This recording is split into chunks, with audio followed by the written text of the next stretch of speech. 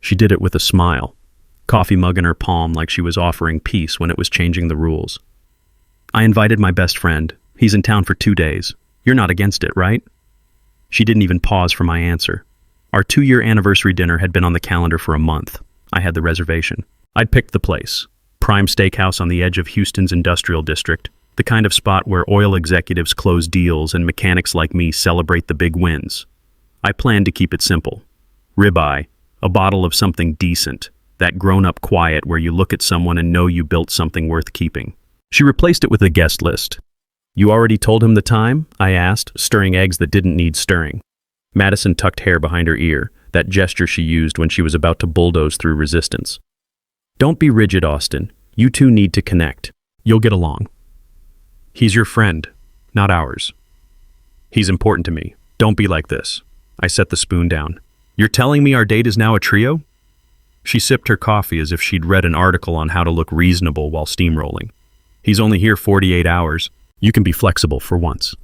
I'm flexible plenty, I said. Just not elastic. Meaning what? Meaning I'll see you at 7. If you bring him, you bring him. I didn't argue. I didn't beg. I wanted the pattern clear in my head because patterns tell you where people are driving. If I'd known where it was headed, I would have started documenting sooner. The steakhouse sat like a fortress of dark wood and brass, the kind of place where the server remembers your face and your usual order. I walked in at 6:58, and there was Caleb Morrison, the best friend, already planted at our table. Shoulders spread like he owned the grain in the wood. He lifted a cocktail at me without standing. Austin, we started without you. Traffic, man. He didn't wait for an answer. Madison laughed at something he'd finished before I arrived, her eyes bright with shared history I wasn't part of. Roberto, our usual server, looked at me with that neutral face people use when they've been given instructions. We've got you at this table, sir. Would you like to see the wine list or... Caleb waved his hand. We're getting the good stuff. Big night. He grinned at Madison. Anniversary dinner, right? Let's celebrate. Roberto hesitated, then nodded and left. They were mid-story, college something, corporate sales internship, some banking conference with inside jokes. I sat, set my phone face down, and listened like a third wheel at my own celebration. So then the regional manager says, Caleb leaned in, lowering his voice enough to make it intimate without including me. Tell him, Maddie, it was legendary. She giggled, and there it was. Old photos in her eyes, and the chair I was supposed to occupy in this memory had been sold to nostalgia. Let's reset, I said, easy tone. Madison, happy anniversary. I'm glad we're here. Maybe we can do one round of toasts and then catch up after. Caleb didn't blink. Dude, chill. We'll get to you. You don't have to be the cruise director. Madison put a hand on his wrist. Be nice, she said to him, smile sugar-coated. Then to me, don't be stiff, okay? It's just dinner. Roberto returned with a bottle that looked like mortgage payment. Caleb tapped the label like a man who'd never looked at a price tag in front of anyone who would pay it. This one, in honor of the day. Roberto read back the number out of habit. McAllen 25-year, 400 even. Madison didn't look at me. Sounds perfect. I glanced at the label, back at Roberto. Before you open anything, I told him, I'm paying for my meal and my drink. Do not bring anything to this table I didn't order to my tab. Madison's eyebrows shot up. Excuse me? I kept my voice steady. We're not doing group spending tonight. Food? Yes. I'll toast with something I choose. Caleb chuckled. This is what we're doing? Counting items? We're doing adult math, I answered. Roberto exhaled quietly. I can split checks, he said, like a lifeline thrown from shore. Great, I said. I'll take a bourbon neat and the ribeye, medium. Caleb raised his glass at me again. For real, man. It's a special bottle. Special to the person ordering it, I said. Madison drew back like I'd tapped her with a ruler. You're making a scene. No, I told her. I'm making a boundary. There's a difference. Caleb grinned at her. He's intense. She laughed again. He gets like this. She told him as if I wasn't there. It was an invitation for him to be her mirror, her ally against the unreasonable boyfriend who wouldn't subsidize their reunion. We ate. They talked like a two-handed show. Banking stories, sales conferences, corporate culture I didn't understand. I tried twice to steer toward us. Vacation plans, the classic Mustang I was restoring in the workshop. But Caleb cut me off both times with his industry trivia. and she kept rewarding it with attention. When Roberto poured their third round from the rent bottle, Caleb lifted his glass. "To old friends," he said too loud, eyes on Madison. "To history." They clinked. She didn't even glance at me. I put my napkin on the table. "Happy anniversary," I told her. Not bitter, just factual. "I'm going to settle my check. Enjoy your history." She grabbed my arm. "Seriously?" Caleb snorted. "Wow." Roberto slid my check to me like we were in a movie. $68. I paid, tipped him well because it wasn't his circus, and stood. "Austin, you're embarrassing me," Madison hissed. "No," I replied. "You did that when you brought him to our date and aimed my wallet in his direction. This fixes the embarrassment." I nodded to Roberto. He gave the tiniest nod back because witnesses live on micro-truths. Then I walked out into the humid Houston evening and made a decision. We were going to live by new rules now, whether she liked them or not. The next move would tell me everything. She came home late, the sound of her key loud in a quiet kitchen. I was at the table, laptop open, not performing anger, just writing new lines in a shared life. "Unbelievable," she began, tossing her purse. "You humiliated me." I shut the laptop. "I paid for what I consumed. You had a nice time with Caleb. Looks like a win."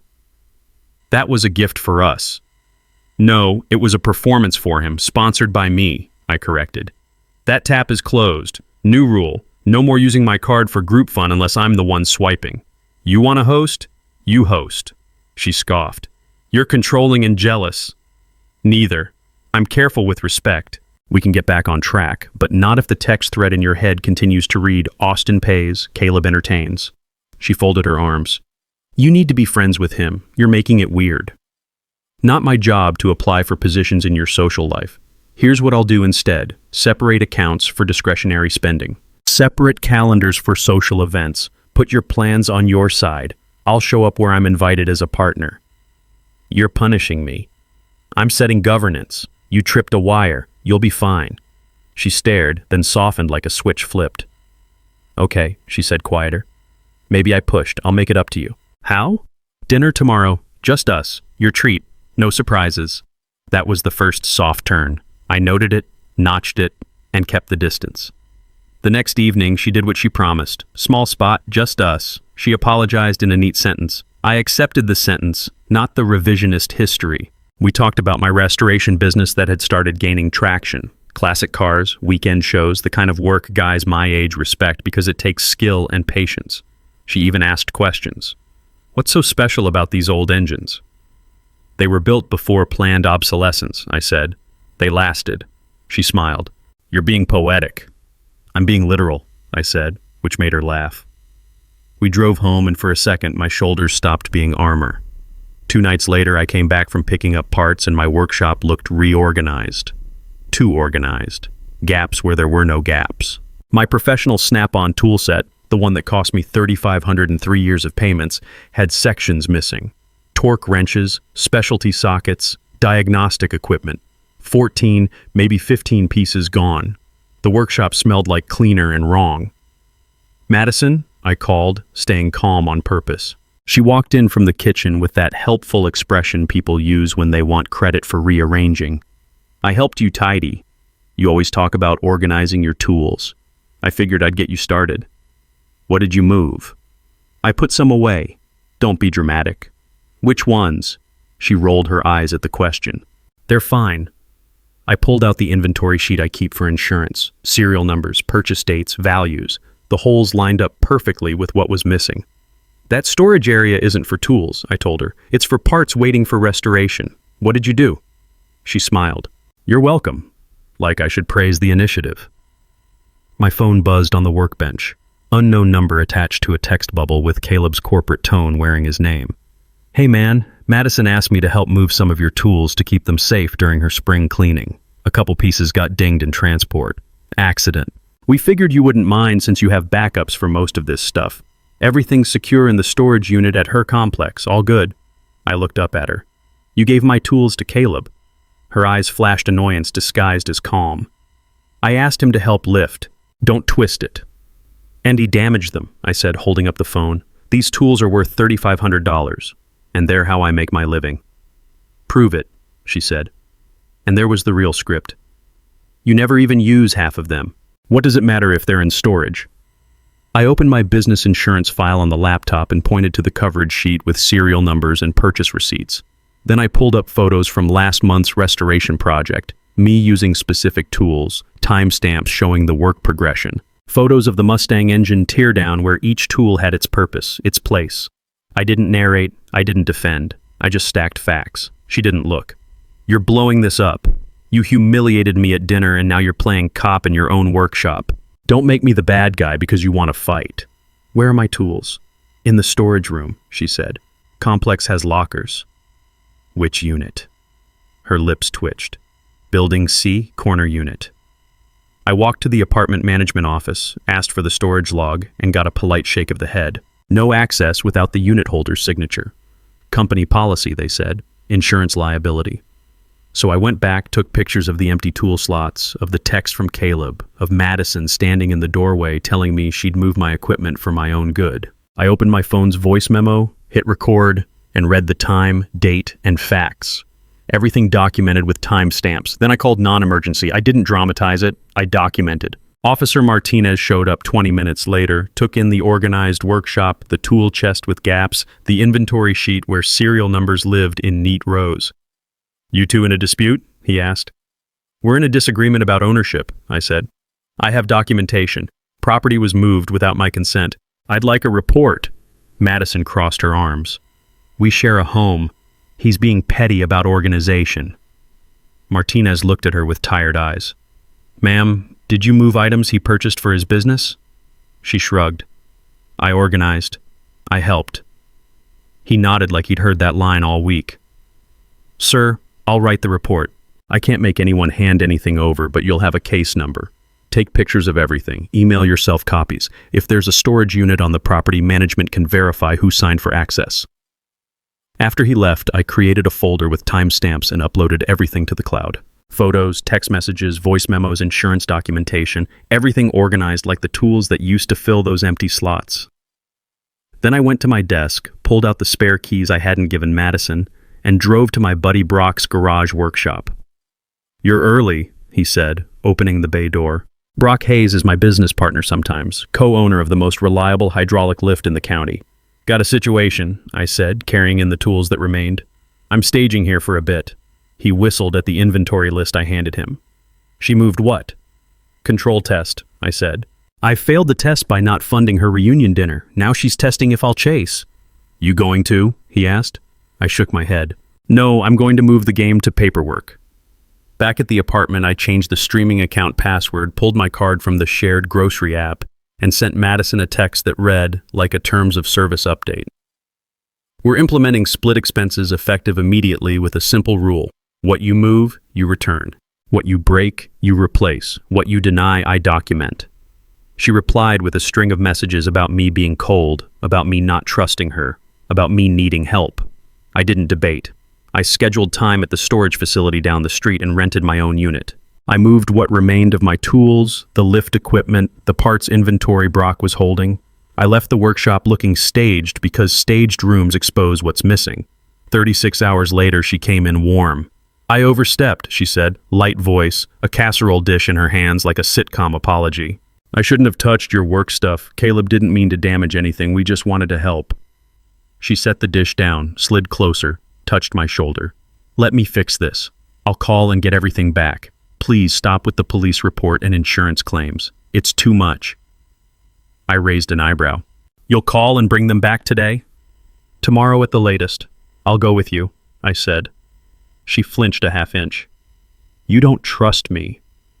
I'm done operating on trust where there's evidence, I said. We go together now. She pulled her hand back. You're being cruel. I'm being thorough, I corrected.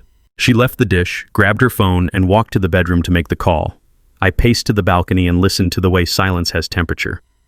10 minutes later, my phone buzzed. Caleb again, because of course. Dude, I checked the unit. Some of those tools got moisture damage. The building manager said that corner leaks when it rains hard. A couple pieces have surface rust. I'm sure it's no biggie. Maybe just let it go. Madison's stressed about work. I took screenshots, then called my insurance company and started a claim while Madison hovered. You're really doing this? She muttered. I am, I confirmed. I'm also moving out tonight. That was initiative on unfamiliar turf. I did it in her space with her in the doorway, not waiting for permission. I packed what was mine, loaded my truck, and left a basic note with bullet points. Separate finances, separate homes for now. Communicate logistics by text only. I booked a month-to-month at a place closer to Brock's shop. No drama, no slamming, just the cart and the elevator and the sound of doors opening that weren't being guarded. The next week was pressure from every angle. Her sister called, half whisper, half scold. You're hurting Madison. Stop making a big deal about tools. It's not about tools, I told her. It's about respect, access, and consequence. Can't you be the bigger person? I am, I replied. I'm doing the boring grown-up route. It takes longer and it sticks. Madison texted at midnight one night. Meet me at the coffee shop. We can resolve this without all your paperwork. I answered at 7 the next morning. I'll meet to exchange property. Bring the tools. I'll bring an itemized list. Public place, 10 a.m. She responded with a paragraph about me being cold and transactional. I let it float away. We met. She arrived alone. No tools. This has to stop, she said, crossing her legs too precisely. You're making me look bad at work. You did that, I said calmly. Where are my tools? In storage, she repeated. Which unit? She stared out the window. I don't remember. That was the moment I knew the second soft turn was over. The kindness had been a tool. The tool was now a hammer. Sarah from the insurance company met me at Brock's shop 2 days later. You documented all this? She asked, scanning the folder I'd compiled. Pictures, timestamps, receipts, plus texts admitting movement and damage. Good, she said. File a follow-up with the report number. I'll need evaluation estimates and proof you own these specific items. I pointed to photos from recent restoration jobs with dates, me using specific tools, serial numbers visible in frame.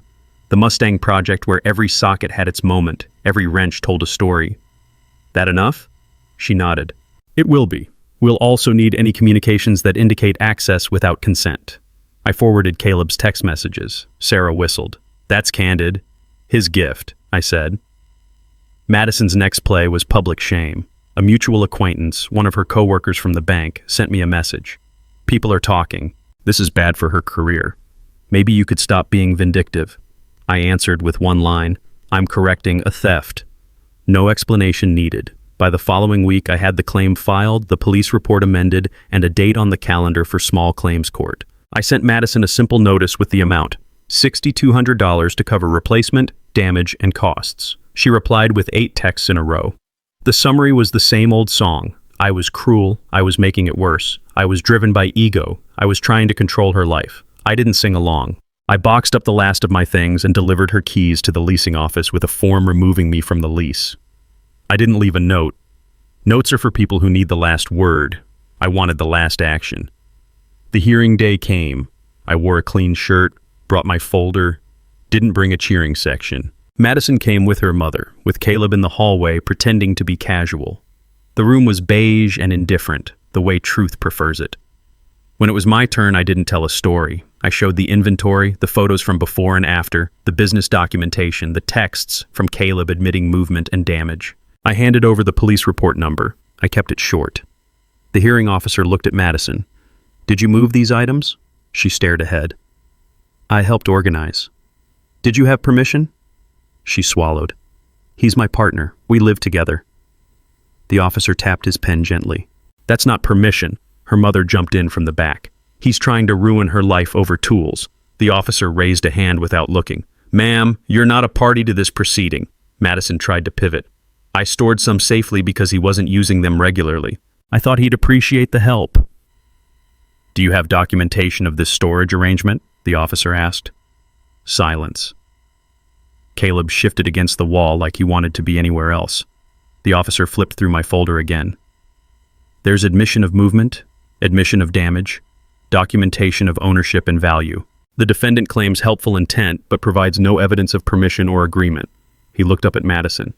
Did you inform the plaintiff before moving his business equipment? He knew I was cleaning, she said weakly. That's not the same as permission to relocate specific items worth thousands of dollars. He made a note. Did you discuss storage arrangements? I didn't think... You didn't think what, ma'am? Madison's composure cracked. I didn't think he'd make such a big deal about it. We're together. What's his is supposed to be ours. The officer set down his pen. Property law doesn't recognize romantic relationships as automatic ownership transfer. Marriage creates some shared property rights, but dating does not. He turned to me. Your documentation is thorough. Photos, timestamps, serial numbers, insurance records, police report. The text messages from the third party constitute admission of both movement and damage. Back to Madison. Your defense is that you intended to help, but good intentions don't override property rights. You moved valuable business equipment without permission. It was damaged in the process, and you've refused to return it. Madison's mother started to speak. The officer cut her off with a look. I'm awarding $6,200 to the plaintiff.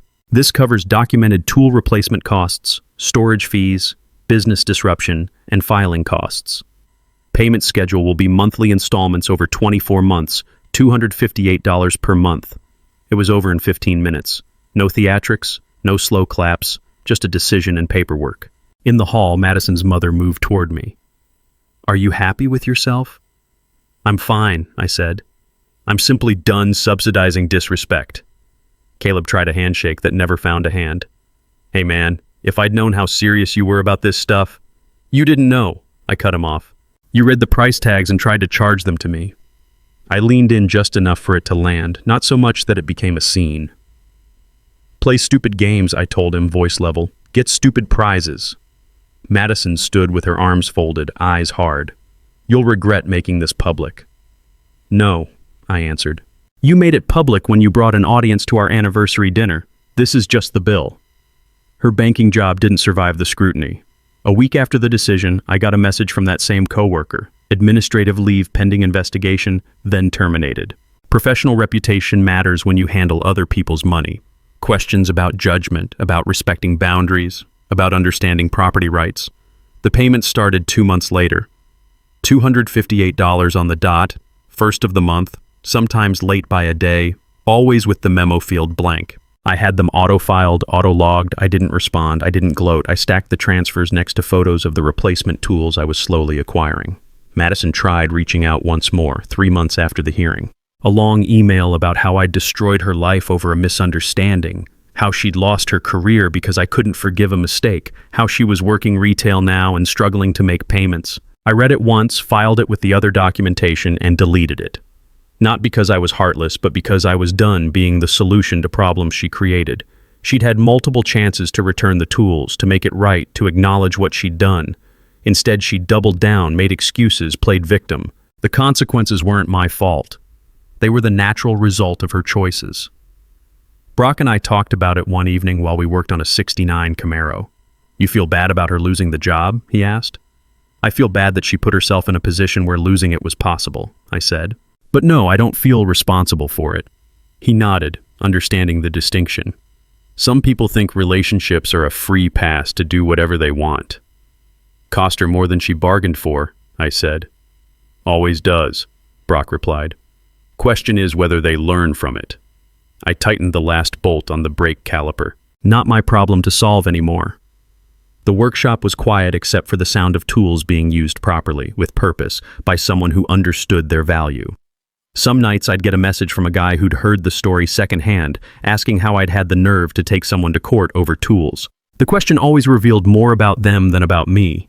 Tools weren't the point. Respect was the point. Boundaries were the point. The understanding that relationships don't come with the right to take what isn't yours, to make decisions about someone else's property, to invite guests to their expense. Madison had tested those boundaries and found them solid. The court had confirmed what I already knew. Just because someone shares your bed doesn't mean they share your bank account or your workshop. Life after is quieter and wider. I moved into a small house near the north side where you can hear Friday night football from the high school if the wind point's right. The garage became a full restoration shop. Brock and I expanded the business. 2 bays, weekend car shows, steady clientele who appreciate craftsmanship. The new space felt like breathing after holding your breath for months. No one questioned my tool organization. No one moved equipment without asking. No one invited themselves to my celebrations or charged entertainment to my account. Elena came in through the side door of my life. Friend of Brock's wife, a physical therapist who speaks in solutions and gets to the point. First time she walked into my shop, she looked at the tool organization and didn't ask what it cost. "What's your current project?" she said instead. I showed her a '67 Camaro engine, pieces laid out like surgery. "This one, complete rebuild."